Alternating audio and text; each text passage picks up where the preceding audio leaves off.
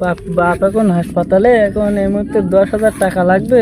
ওদিকে চাচার বাড়ি গেলাম, চাষিগুলো যে আছে বিলি গেছে ঘাস বাস্তি ধান খেতে, কারণ কোন জায়গায় কোন ধান খেতে গেছে খুঁজি পাবো এখন। ওই নাই নাকি একজন চাচার মতো লাগবে। ও চাচা, ও চাচা। হ্যাঁ, কি হয়েছে বাজান? আমি তোমার বাপ খোঁজ দিছি বাপ, আমার বিশেষ একটা আমি অসহায় বাপ, আমার এখন বাপ হাসপাতালে অসুস্থ বাপ, আমার এখন 10,000 টাকা আর প্রয়োজন খুবই ভাই। চাচা এবার আমার এখন মাথায় কাজ করছে না, এখন কোথায় পাবো, আর তাই আপনার কাছে আইছিলাম, আপনি যদি একটু হেল্প করতেন।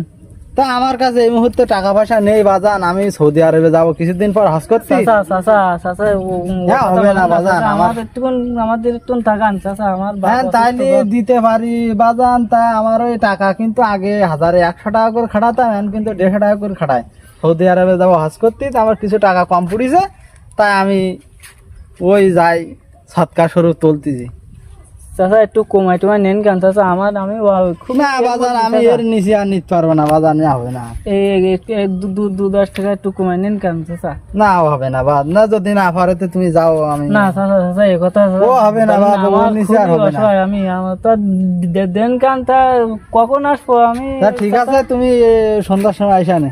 তাহলে সন্ধ্যার সময় আসলি তাহলে হ্যাঁ, হ্যাঁ, ঠিক আছে। 10,000 দিয়ে দেন চাচা। হ্যাঁ আচ্ছা আচ্ছা ঠিক আছে, 150 টাকা করে দিলি আমার সমস্যা হবে না। ঠিক আছে, আচ্ছা স্যার, তাহলে আমি যাই চাচা। হ্যাঁ আচ্ছা আচ্ছা আমি তাহলে সন্ধ্যার দিকে আসবো না।